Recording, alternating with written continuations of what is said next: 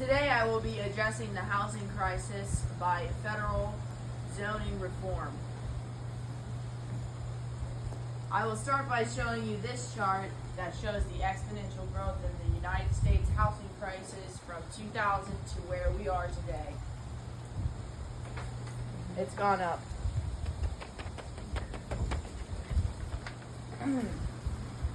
Envision having a full-time job and you still can't afford to pay the bills. Envision seeing your rent increase each and every year with your check still remaining the same. That's what happens to millions of Americans, college graduates, single parents, teachers, nurses, ordinary people priced out of their neighborhoods. This isn't just a personal issue, it's a crisis for our United States. Whether you're dreaming of buying your first home, renting in a large city, or staying in your hometown, the housing crisis impacts us all. Having read about this issue through academic journals, urban policy studies, and real-world experiences of renters and homeowners, I'm here to tell you why this is important and how we, as a nation, can do better. Today I will show you how the housing crisis is harming society, and I will present one persuasive solution: federal zoning reform that allows for more affordable housing in every community. The housing crisis is a nationwide shortage of affordable housing caused by limiting of zoning, lack of enough new development, and growing demand. America is facing a shortage of 7.3 million low-cost rentals for low-income renters. What does this promote? Homelessness and poverty. There were over 653,000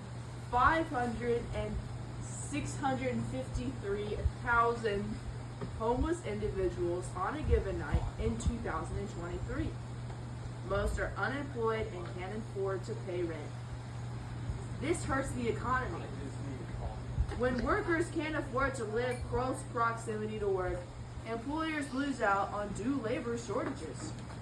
Families are forced to travel hours in overcrowded, unsafe dwellings. It widens inequality.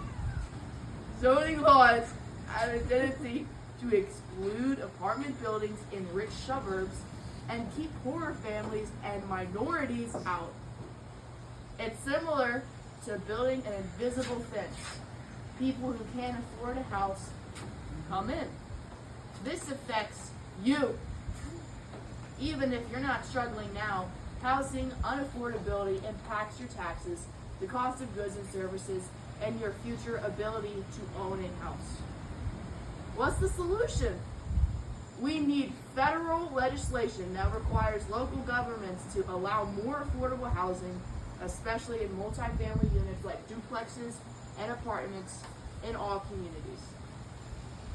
What's the definition of rezoning reform? This would modify municipal laws that currently allow only one-family homes to be built in most areas, opening up space for other residential buildings. Why does this solution work? More housing options, more supply, lower prices. In 2022, the Urban Institute reported that cities whose zoning laws had been altered added 15 to 20% more new housing and slowed the rise in rents. We can't end the housing crisis without confronting exclusionary zoning. It's the invisible wall that divides America. It's doable, and it's already happening. The Biden administration has proposed a $10 billion housing supply fund to spur local governments to make zoning, although he's not the president anymore. Oregon and California have already done so with great success. Ask the Californians that moved to Tennessee right here. How it benefits society. Increased housing supply. Fosters economic growth. Reduces racial and economic segregation. Appeal to emotion.